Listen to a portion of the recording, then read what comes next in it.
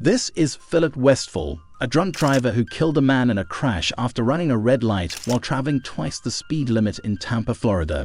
On December 3, 2020, Westfall ran a red light at the intersection in his 2018 Chevy Tahoe and slammed into a Chevy Equinox, killing 30-year-old passenger Michael McCoy. Two others in the vehicle were severely injured. Westfall pleaded guilty to several charges including DUI manslaughter and vehicular homicide.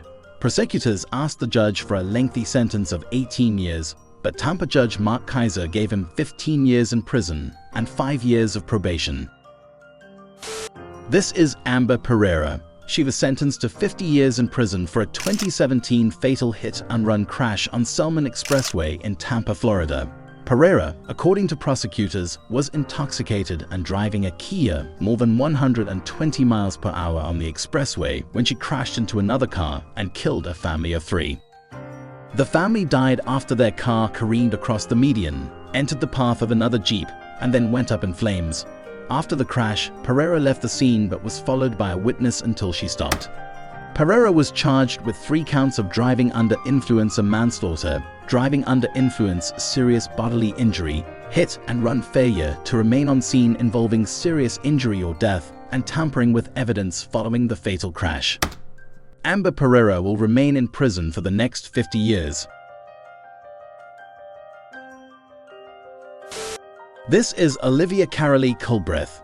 She was sentenced to 30 years to life in prison for a 2014 runway crash that killed 6 people on the 60 freeway in Diamond Bar, California. Olivia Culbreath had been drinking in the early morning of February 9, 2014.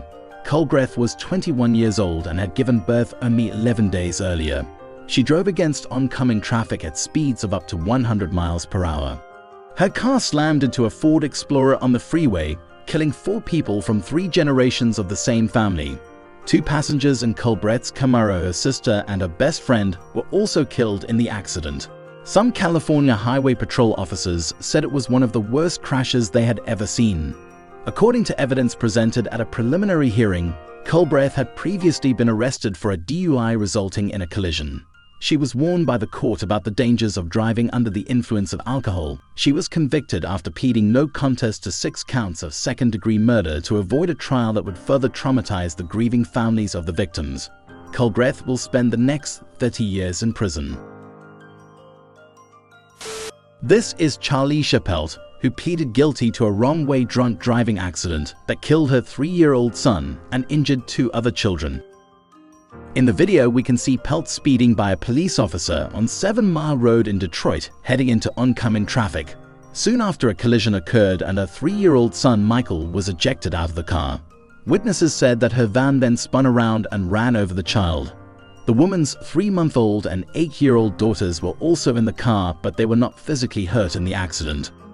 Man, she was going through so much in her life, and she just snapped. I could just see on the tape that I seen on Facebook with her flying. That's not her. These kids were unrestrained in the car. There were 3 kids. It's 7 o'clock in the evening, and you blew a .20, somewhere between a .20 and a .24, with unrestrained kids in the car. I mean, that's terribly negligent. Charlessia was charged with operating while intoxicated causing death, reckless driving causing death, second-degree child abuse, and 3 counts of operating while intoxicated with an occupant under the age of 16. She will spend up to 15 years in prison. Next up, we have Michelle Lake, a woman who previously served a prison sentence for a drunk driving crash that killed a man, was sentenced for another crash she caused while driving high. The 35-year-old Michelle was driving on LaFoule Avenue in Westwood, Cincinnati, Ohio, when she hit an oncoming vehicle, seriously injuring the driver and a front seat passenger. Authorities found cocaine, fentanyl, and methadone in Lake's system at the time, and a driver license had been suspended after her 2006 drunk driving crash that killed a passenger in her car. These demons haunt me every day, and the night before the accident, these demons took advantage of the weak state of mind I was in. The decisions that followed will haunt me and the victim's family and my family forever. Lake was charged for 1 count of vehicular assault and 1 count of aggravated vehicular assault, plus a lifetime driver's license suspension. She will spend the next 10 years in prison. Please remember to subscribe if you like this kind of content. Thanks for watching and see you in the next one.